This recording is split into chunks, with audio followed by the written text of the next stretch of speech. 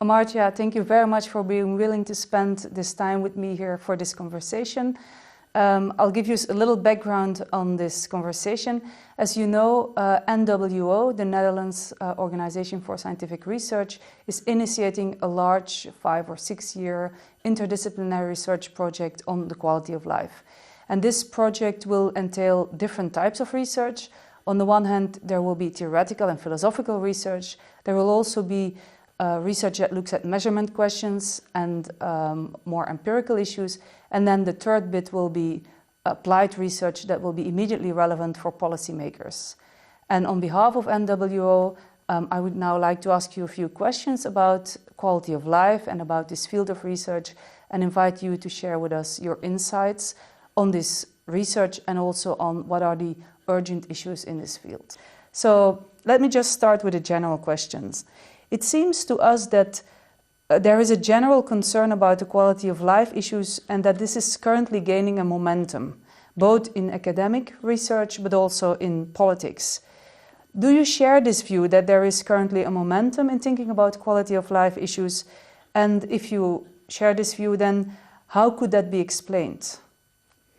Well, I do share that view because, there have been a lot of occasion to think about questions of living standards and quality of life recently, partly driven by the fact that there have been, over the last few decades, enormous increases in per capita income on average in the world, but the lives of many people have remained quite deprived.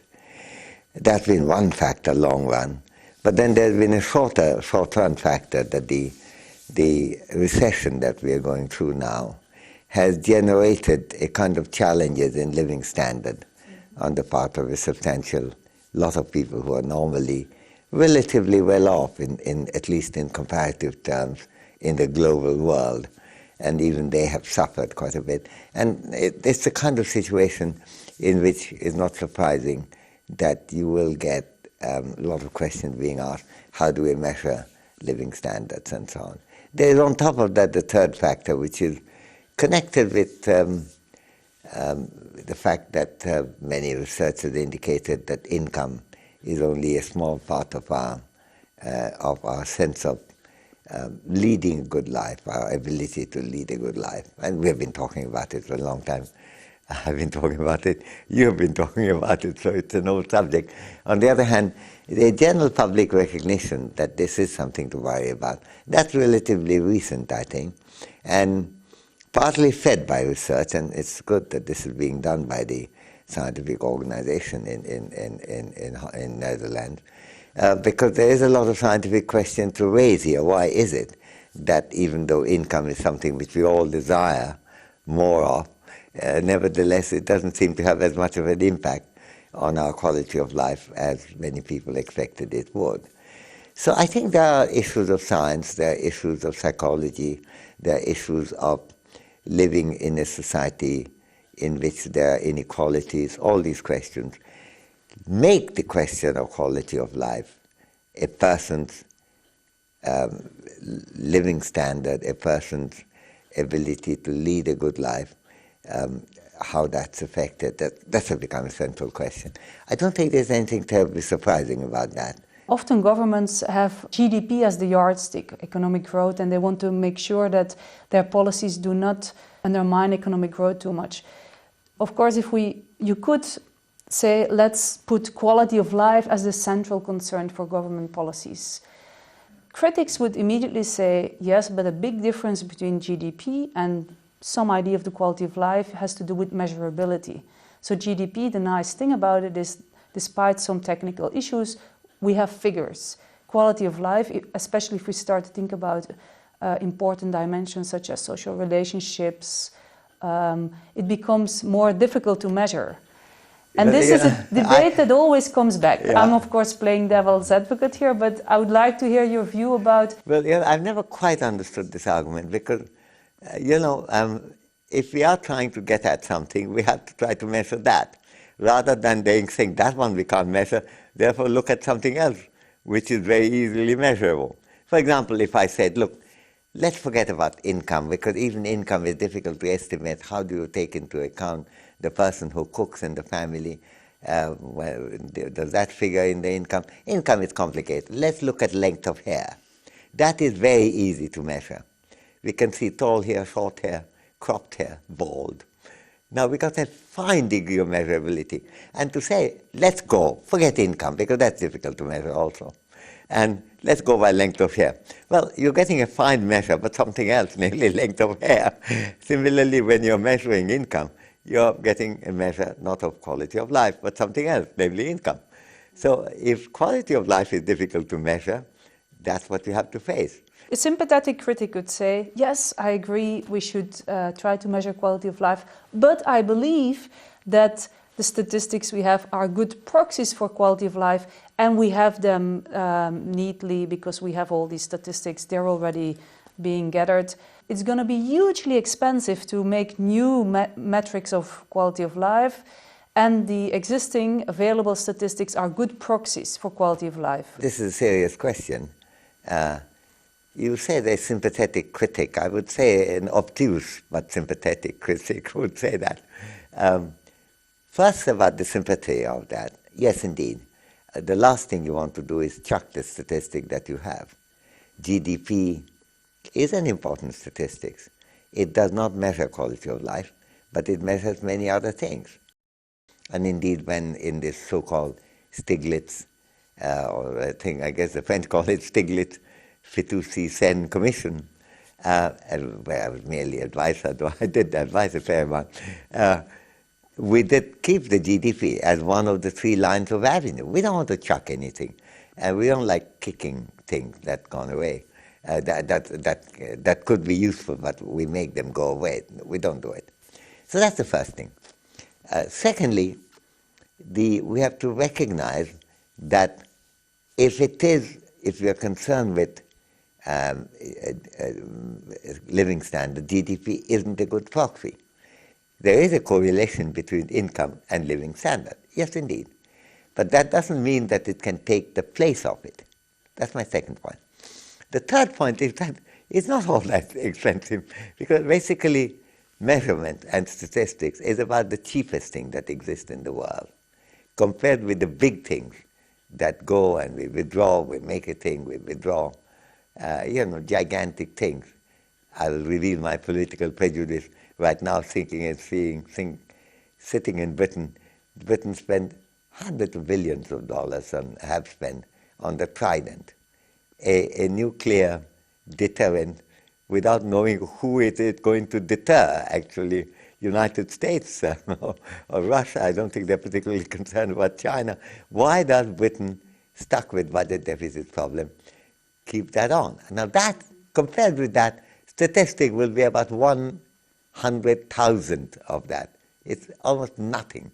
So I would have thought that the cost argument is a lazy argument.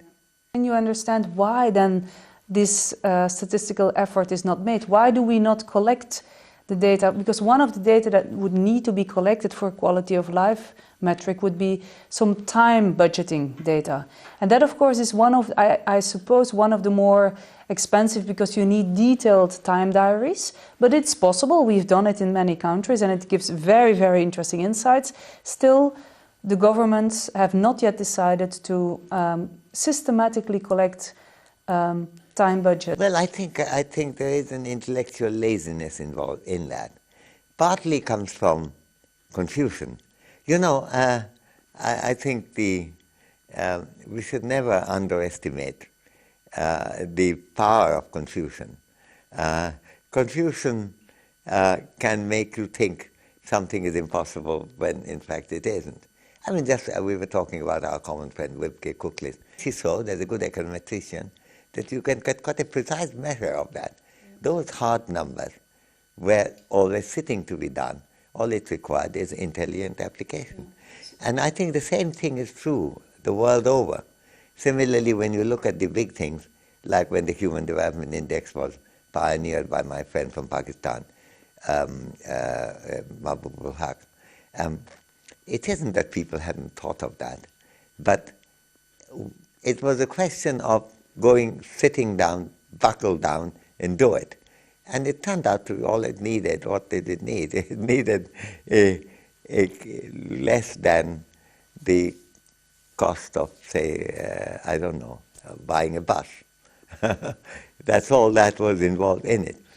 So on the part of the academics, it may then be an issue of having the guts, being creative, doing it. But isn't it also the case that, of course, most academics are funded by the government, that there is also a tension between what politicians need and what they want to spend their money on? I think, yes, you're absolutely right. That's the right question to look at.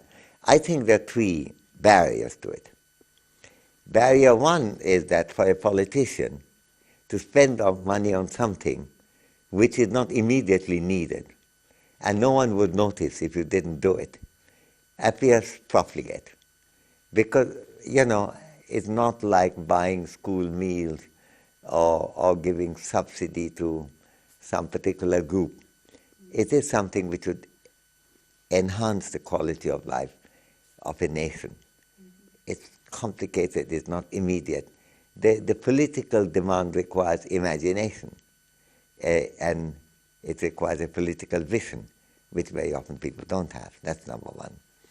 Number two, from the academic point of view, it's also a bit difficult because the problems are complicated, but the complexity is not of a kind where you can resolve it with the level of precision with which you could solve the four-color problem, or measure the speed of light, or measure, for that matter, the speed of sound.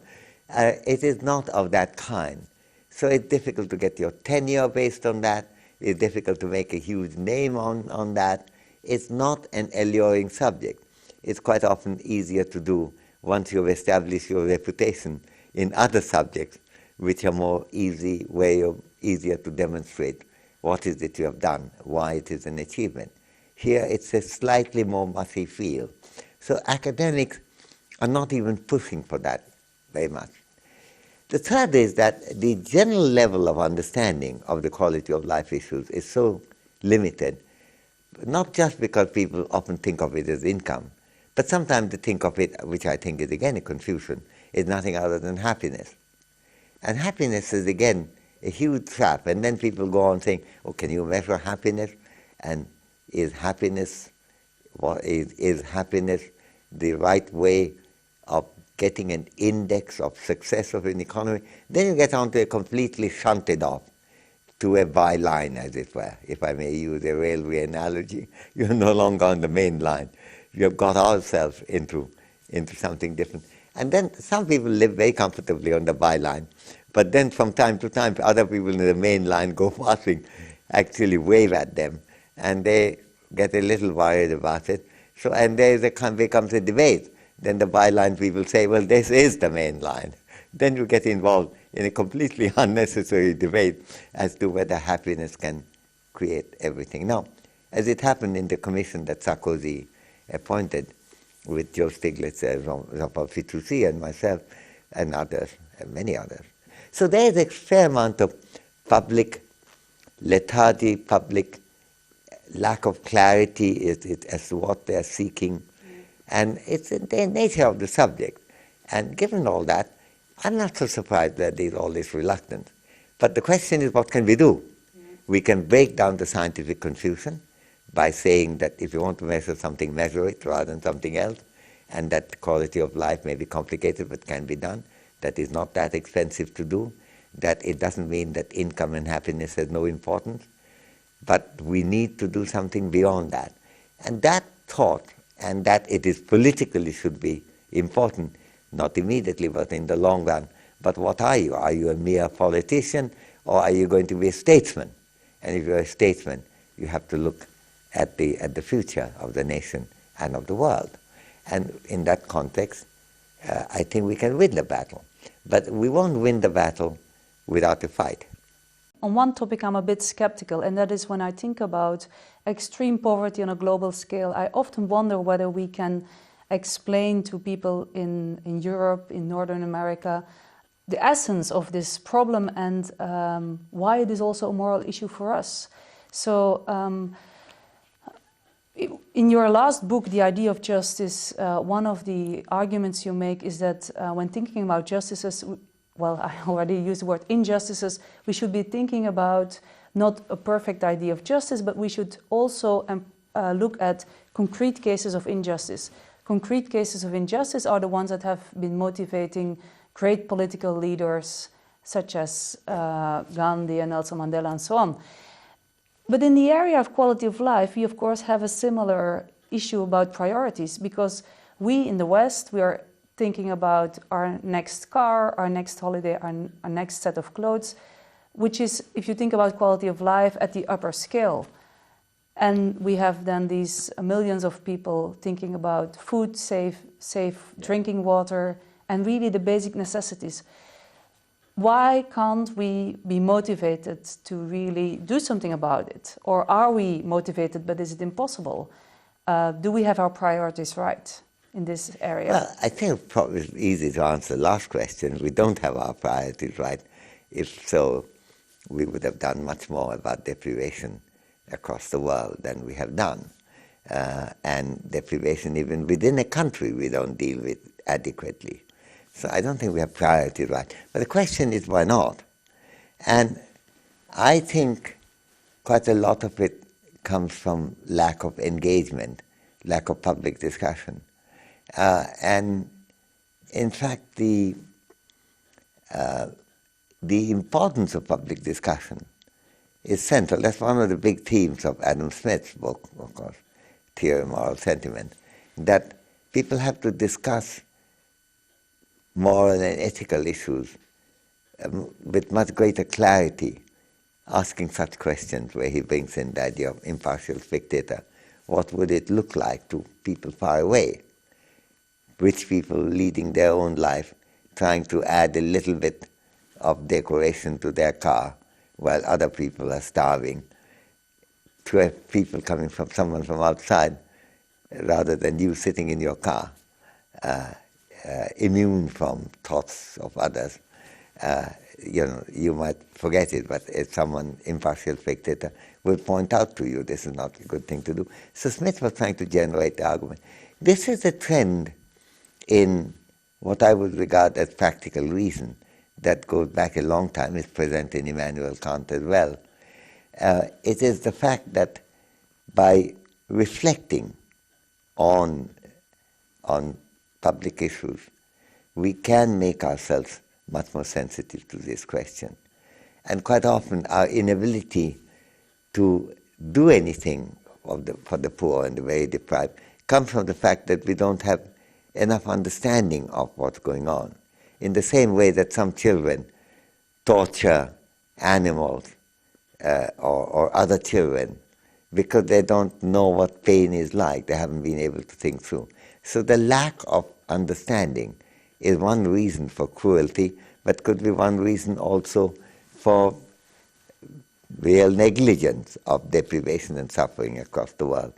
In my book, to which you kindly referred, I also make a very difficult, very enigmatic statement of Wittgenstein, where he says, I work quite diligently, but I wish I was a better and a smarter person. And then he adds those two are the very same thing. Well, the question is what? Smarter is one thing, being better human being is another. But the thesis there is that a lot of our inability to be a good person relates to our not being able to understand the issue. Smarter, not in the sense of basic intelligence, but in the sense of what we may come to understand. Public reasoning is a very good way of making the citizen smarter about problems. So I wouldn't attribute it to basic vileness of humanity. I don't think that's what we're looking at. What we're looking at is that our ability to think about other people, to sympathize with others, which requires thought, has to be fostered by effort, by writing, by talking, by arguing, by giving public lectures, by broadcast, and so on. And that's an engagement that a lot of groups make, and that's one of the reasons why I think every time organization like Médecins Sans Frontières does something, it's on one side is providing medicine, on the other side to the extent that it generates dialogue about what French doctors in this case can do in Africa. It is raising a question which opens up some avenue to Frenchmen who might not have otherwise thought of them. So I would not take the view that this reflects a ground for us to throw our arms up and say, sorry, it can't be done. But to say that what it needs is public engagement. So public engagement came in earlier for clarity of thought, for issues of weighting of different capabilities, for recognizing that freedom is important and not just happiness. But public argument is also very important for us to understand each other's deprivation and ask the question, what can I do to make the society more livable, a society of which I can be proud?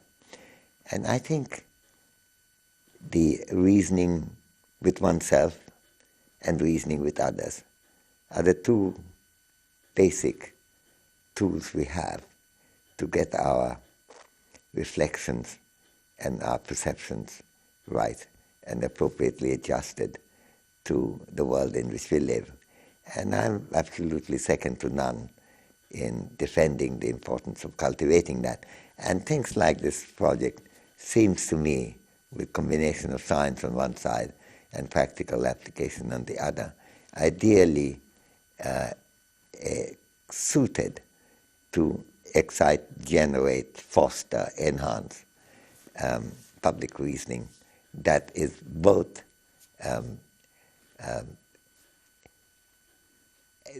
not cutting corners, but in fact taking into account the real nature of the problems, and at the same time trying to get people interested in the lives of others, the deprivations of others, and the lives of society as a result, as such. So I think it's wonderful to be part of the presentation of this project. So thank you for giving me the chance to talk about that. And thank you for your great questions, Ingrid. And thank you very much for the time and for sharing your insights with us. Thank you. Thank you.